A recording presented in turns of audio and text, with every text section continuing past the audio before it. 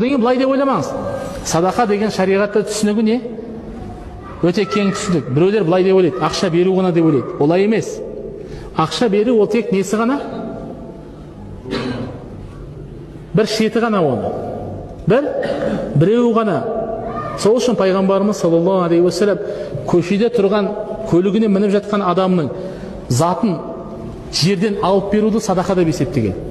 Солай деп айтқан пайғамбарымыз. Мысалы, сен біреу көліктің үстінде тұр, қолына несі жетпей тұр, төменде тұрған затқа қол жетпей тұр. Соны алып берсең, не болып есептеледі? Садақа болып есептеледі. Екі ұрысып қалған адамның арасын жарастырсаң, ол не болып есептеледі? Садақа болып есептеледі. Жақсы сөз айту садақа болып есептеледі. Бұлардың бәрінің пайғамбарымыз саллаллаху алейхи уассалам не деп айтқан? Садақа деп айтқан. Ең болмаса жарайды. Жақсы сөз айта алмайсың, ақша бере алмайсың, екі адамның арасын